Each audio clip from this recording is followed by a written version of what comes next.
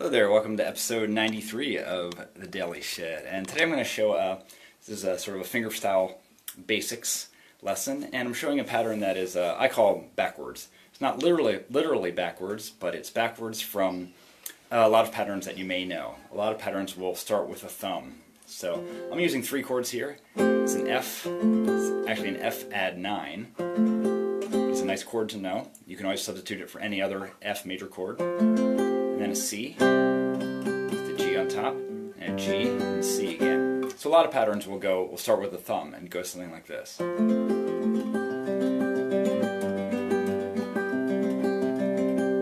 Starting with the thumb.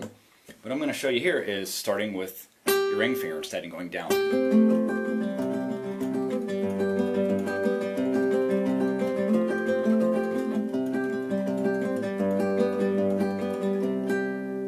It's a nice pattern to get under your fingers. It's good practice to be able to lead with your ring finger.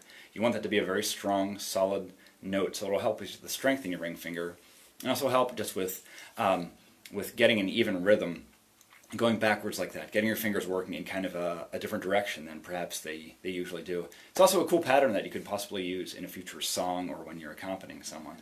So again, you've got this F add 9 chord. It's an F major chord. Once again, you can use this in place of any F. Like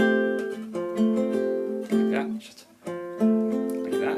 And I'm just starting with my ring finger on the first string, middle finger on the B string, index on the G string, thumb on the D string. So I'm doing that twice.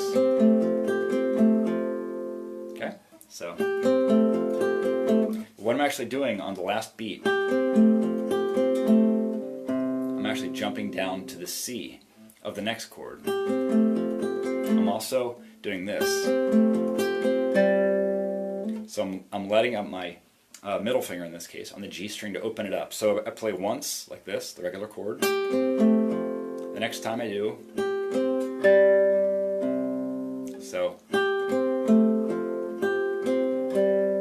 it's because it leads very nicely into the next chord. So it sounds like this. Instead of going, which you'd have to jump down quickly, like that, this helps make it smoother. So again, you've got the F, and then the next time you play it, the highest two strings are the same, but then you have the open G, and you're going to move over to play a C on the A string. So, and then you're playing, then once you get to the C, you're playing E string, B string, G string, and your thumb on the A string.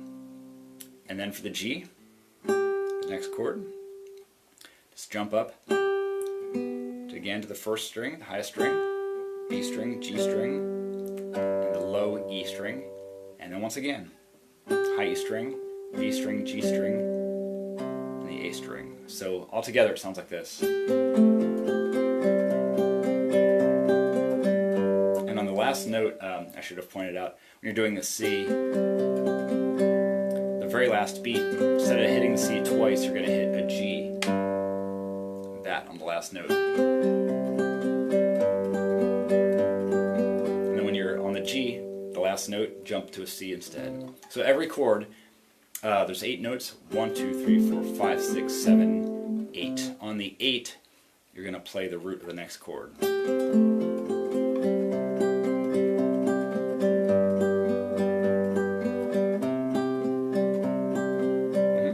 If you want to work up to that, you can practice first by doing them individually, just holding the chord and not changing. So you can do.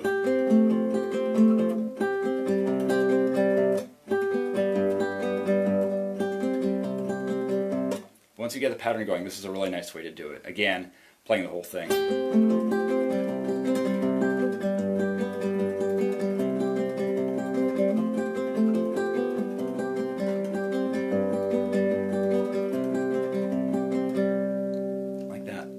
So I hope this is useful to you. Please, if I can explain anything more, let me know in the comments.